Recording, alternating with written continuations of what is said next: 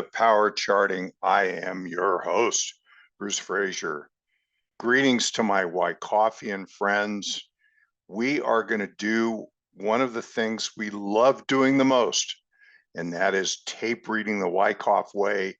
This is the second workshop that we've done. We did one 2 weeks ago. We are going to keep going with this because this is the most fun that a Wycoffian can have. Moving on, just an announcement very quickly, trading through the business cycle. The amazing Joe Turner will join me for this part 2 workshop on managing trading through the business cycle in the era of inflation. And you will be dazzled by Joe's immense insights into the nuances of business cycles and their importance to us tactically, financially, as we go forward in time, especially if things are changing from the disinflationary era to the inflationary era. Go to wyckoffanalytics.com to learn more.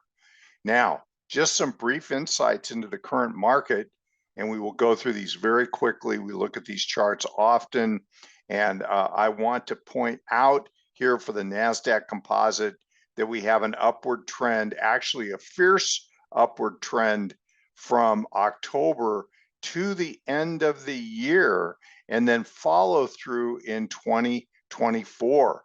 And that is not uncommon, is to have a very strong move in the quarter, have that momentum carry through into the new quarter for a few weeks. I like to say it's plus or minus 3 weeks of the end of a quarter where this can happen. And so I think you will discover that this last run up is very much dominated by the Magnificent Seven style growth stocks, because note what's happening with the advanced decline line. Is a 10-day moving average, and it has continued to show persistent divergence. And here it did not even get above zero on this attempt to push up to new highs, which everybody's very excited about. Now, the down volume has backed off after being very strong. A lot of selling into the end of the year, tax related, I'm sure. And the up volume did start to go up, but they have not really crossed. And then also, if you just net these two volume numbers together, a series of lower highs while the index itself is making higher highs. I've added another index here on the bottom. This is the net new high, new low index for the NASDAQ composite. This is all the NASDAQ stocks, as are these other indicators. And again, lower highs throughout. So the internal high of this market was really right about here, and then lower highs, lower highs. I think the trouble starts for the new high, new low index when you get below the zero line and stay below it. And that is a period where you can start to have some trouble. Well, note where we are. We're knocking on the door of the zero line from above. And if it starts to go below, that could be associated with a downturn for more of these NASDAQ composite stocks. It may be that the Magnificent Seven just continues to work its way higher, somewhat masking the tape. The general's march alone is the old term used about the leadership walking uphill against a broad list of stocks that is not going uphill. And so we seem to be seeing that now.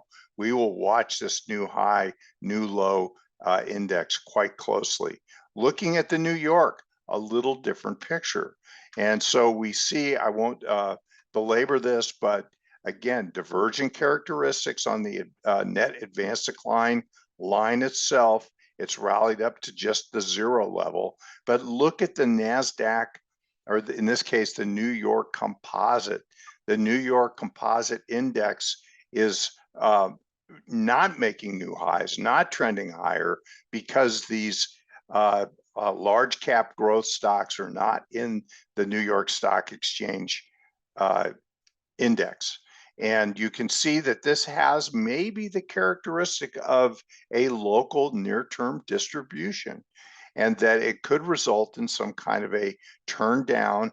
And we see a little sign of weakness here, followed by a rally into a last point of support, supply.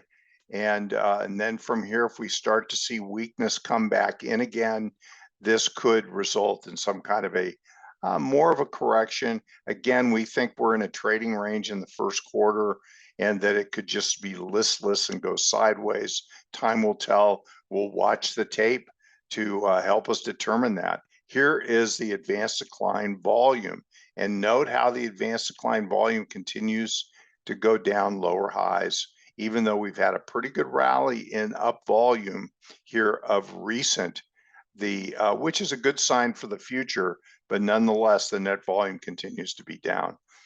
New highs, new lows. Again, just as the case with the NASDAQ composite, lower highs throughout here. And again, it's not at the zero line, but it continues to diverge, as was the case here. And you can see higher highs in this area. And we did not get a divergence here, and still we had a correction downward. And so we just want to be very, very aware of our surroundings.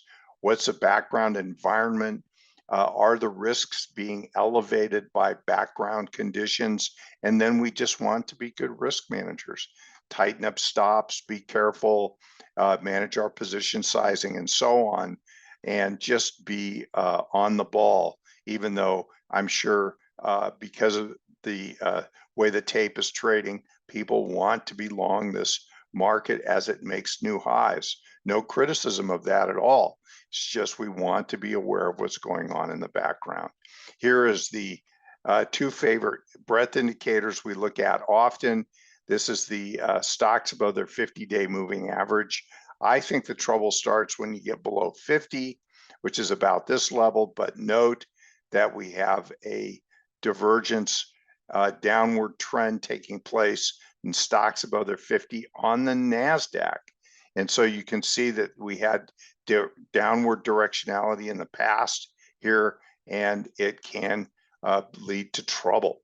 And so here, this is being dominated by those mega caps as they go higher and higher.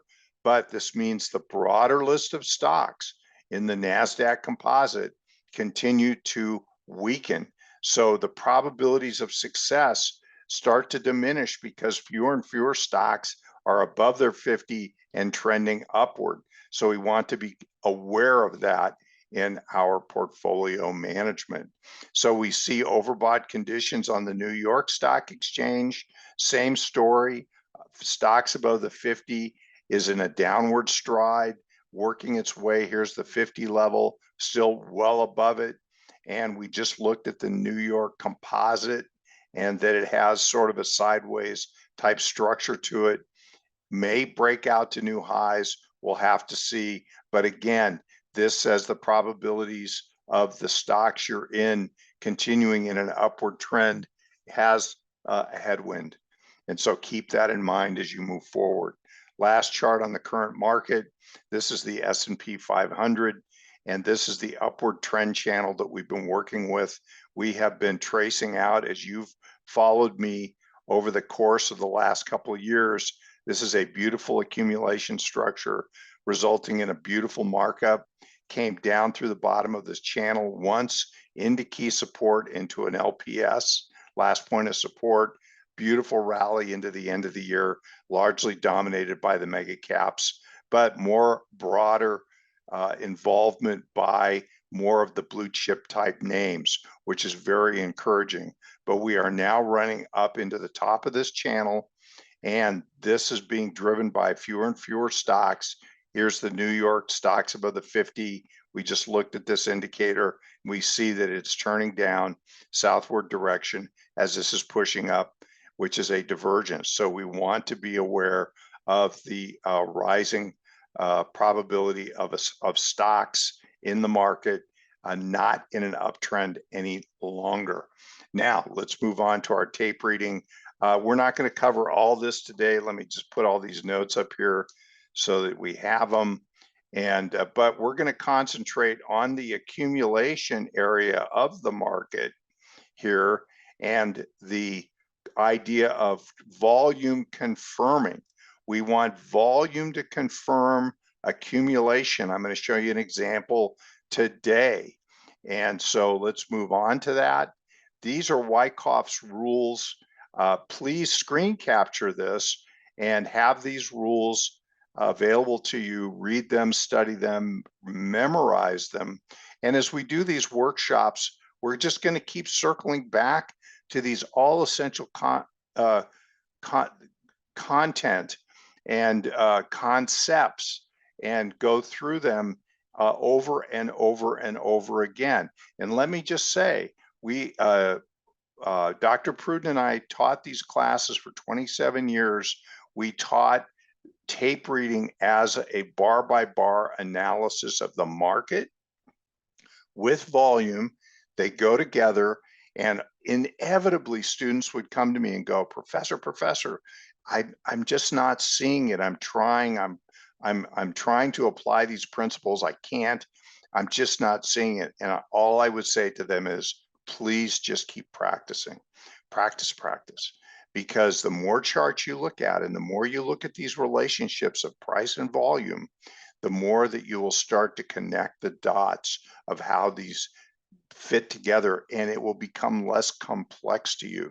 There will come a point when you'll look at a stock chart and you will automatically be using Wyckoff's rules without even thinking about it. You will have installed it to the level of subconscious competence. And so please just keep practicing, and it's going to benefit you greatly. This is a blog that I wrote back in 2015, and this actually was from a case study that I did in class in 2009, and this was the big accumulation structure in Apple.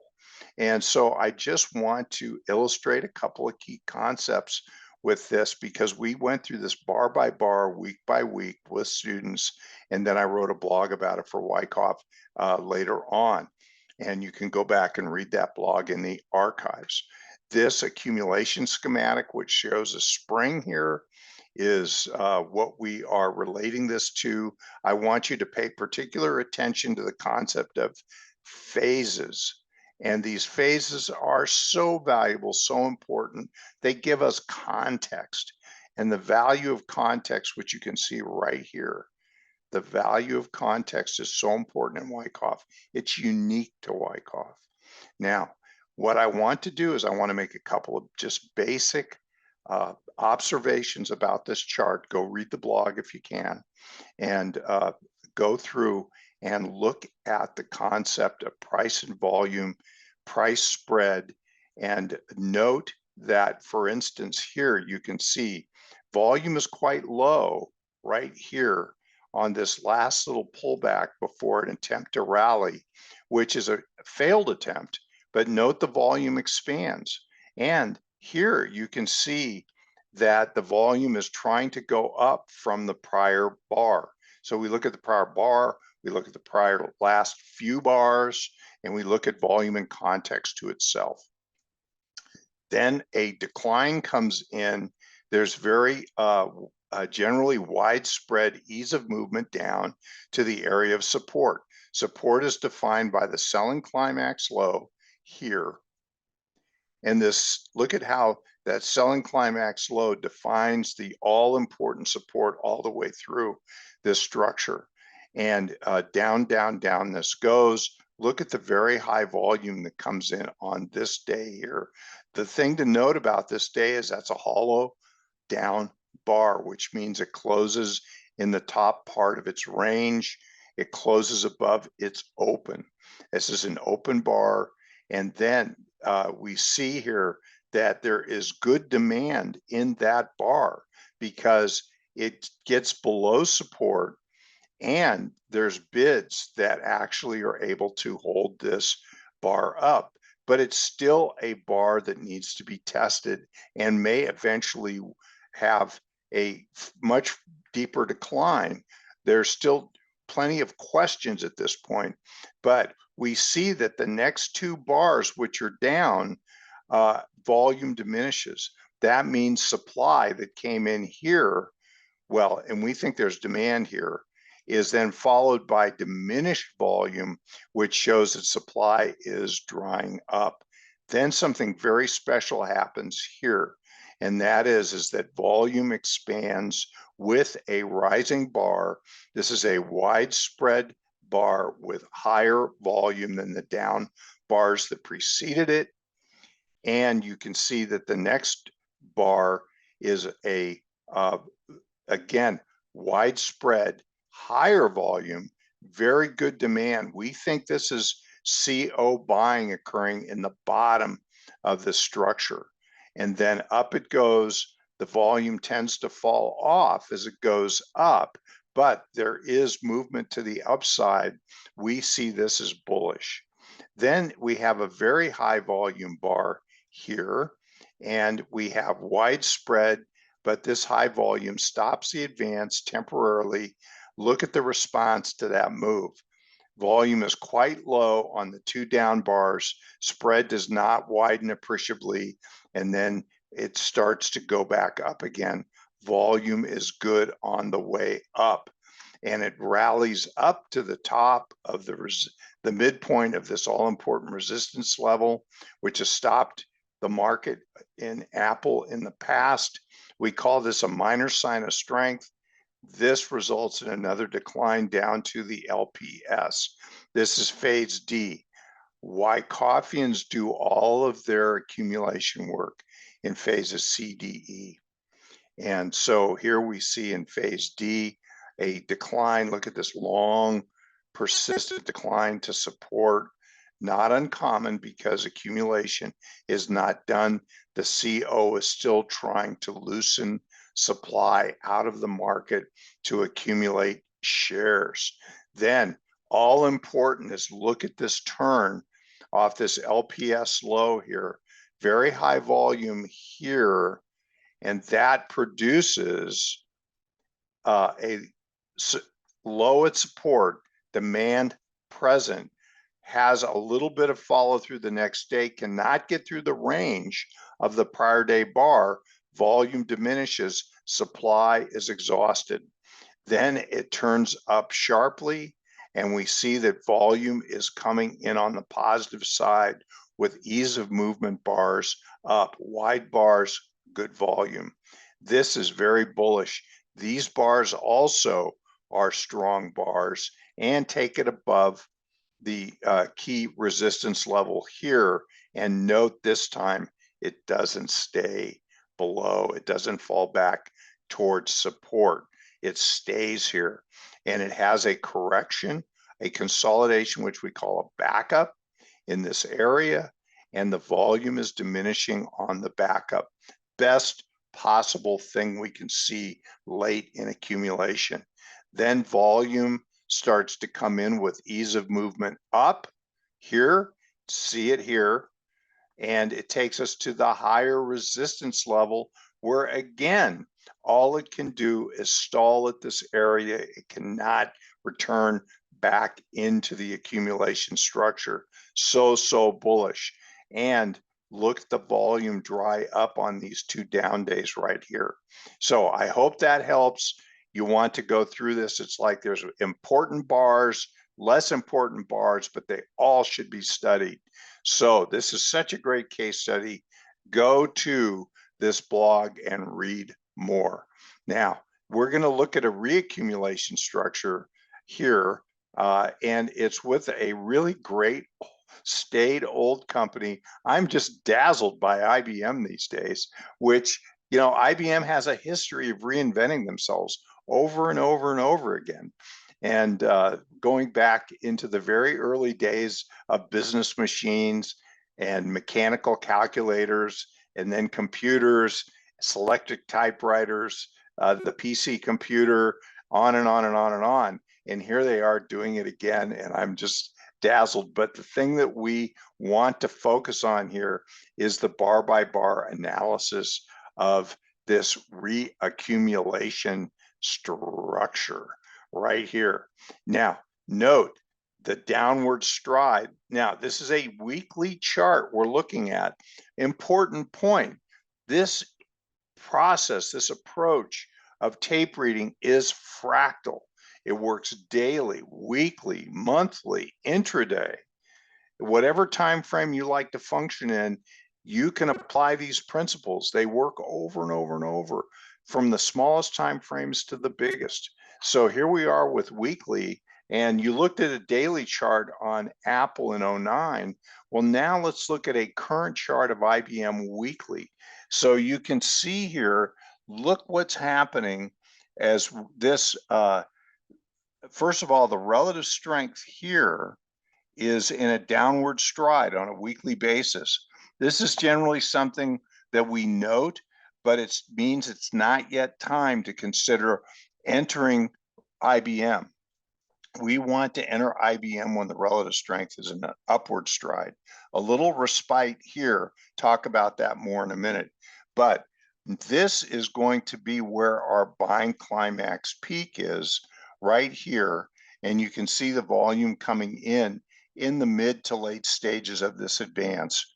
And then there is generally volume is coming off as it's declining down. And this, I'm going to call this the automatic reaction. And this is where we draw support. So support is that light blue line. And then note what happens. I think this is very important on a weekly basis. Note the ease of movement of these bars here. Widespread bars, volume is high. Now, this is a little tip or trick, something that I put on all my charts, and I want you to consider doing this. I have a 21-week moving average. If it's a daily chart, it's a 21-day moving average. And I look at volume, is it above or below this 21-week moving average? If it's above, I generally consider that to be high volume. If it's below, I generally consider that to be low volume. I'm still comparing volume bar by volume bar as we go through this, but this helps me to delineate important bars from less important volume bars. So now here, this says to me that there's accumulation taking place in this structure through here. And because volume is high, does that mean that this structure is done developing itself as a reaccumulation? Not at all.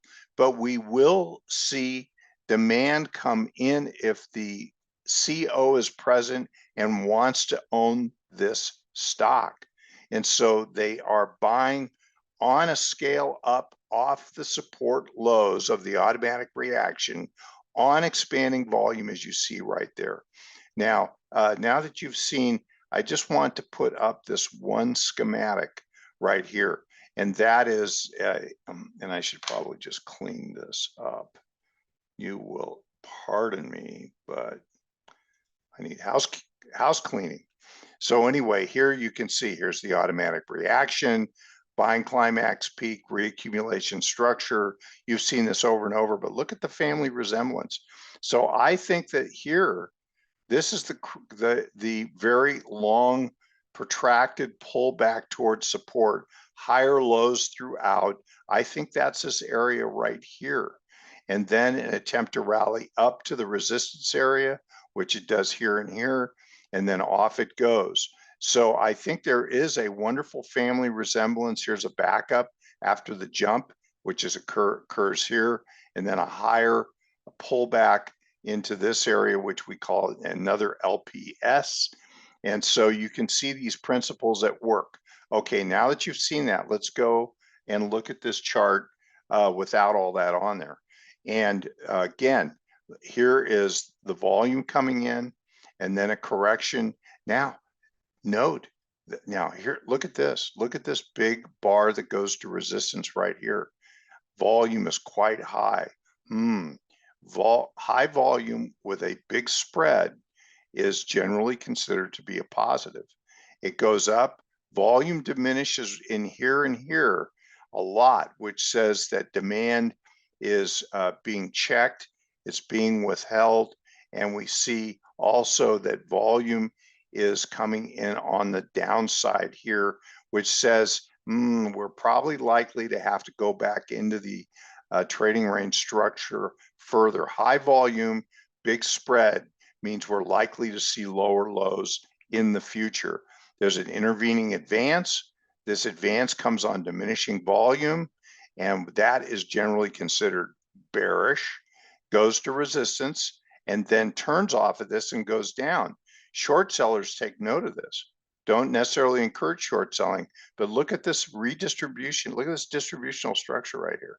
This is an LPSY test of this upthrust, and then down it goes. But it can't go to support. That's kind of bullish. And so now we see at this area an attempt to rally here and closes down. This is this bar is a down bar, big tail, but it cannot really appreciably get below the low of the prior bar. And so that's interesting. And then this bar here does get below, but closes in the top third right here. And the volume is, it's like, okay, volume, it's not great. And then look at this big bar here. But we take note of this because we like the fact that there were bids that came in along here. And this bar has widespread and high volume. And note what happens next is that it just starts to work its way up and out of this area. There's a couple of bars here, bullish bars above the moving average. We have ease of movement up, and then finally a very small narrow range and low volume here, which says that there's supply present at this level, and it very well could be a warning of an attempt to turn back down, which is exactly what it does right here. And look at the volume coming off that peak. So attempts to go higher, closes down, sells off through the whole course of the week, and then there's a rally attempt, cannot get back above the spread of this bar. Volume is very low right here, and you can see it follows with a supply present for a period of time, high volume into here, very widespread, high volume bar. And we say, well, this likely means we have to have lower lows in the near future, exactly what we get here. But the volume is low, ease of movement down on diminishing volume. So this is generally considered to be bullish. And then finally, we have at the low here, very, very high volume. And we say tight range, closes in the middle of the range, but down. And we say this could very well be demand. And then attempts to rally, comes back down for a test. And it's a higher low throughout. The volume on the test is diminished. And then up it goes, and look at the volume generally expanding on this rally up above resistance. The next reaction stalls at resistance, which is now support, and then goes higher. So all of this demand seems to be confirmed with the move out of the structure, and up it goes. The last thing, I'm going to let you study these bars. Look at the good volume coming in. There's demand all the way through here. Very light volume on this pause. And then again, more demand. How high can IBM go? Well, and then look at the relative strength reassert itself here. The last thing is, here is a point and figure study. And let me get my pen out just so you can see this count. Is a conservative count here to here. These two lows across here, this is 13 columns, 3-box reversal, 2-point scale, gives us a count up to 188,206. We're right into the middle of that now.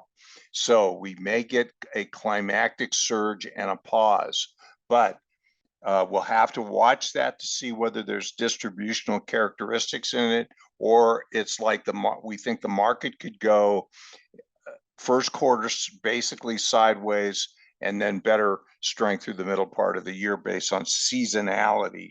But then we have a bigger count, and this goes all the way back to 2021, and that is, this counts 25 columns, it counts 254 to 268. So there is a higher count available to us for those that are looking for the campaign characteristics of IBM. And then the last thing I want to show you just is the idea. This is something always to pay attention to. Look at the 2021 peak in IBM. So it makes its high. It actually peaks out prior to the market, which peaked out at the end of 21. And so this is weaker, and the relative strength demonstrates that. And then note what happens in the first quarter of 22 as the bear market is unfolding. Is IBM is making a series of higher lows and higher highs during a bear market decline in the broad market. And look at the relative strength just soar through this area. That is a total clue that IBM is marching to its own drummer. It's acting differently than the broad list of stocks. And this is something that draws our attention to IBM because it has relative strength characteristics in a relatively weak market. I want you to study these characteristics and actually make a chart, put the S&P or the Qs up against this and compare. But you can see it in the relative strength here also. And with that, I'll bid you farewell. Thank you so much for spending time. I hope you enjoy these tape reading talks. It's really the most fun you can have, in my humble opinion. And if you'd like more, let me know. Just leave comments or a thumbs up if you want more of this kind of material. And we will sign off with that and say, have a great week. And thank you so much for being here and attending Power Charting.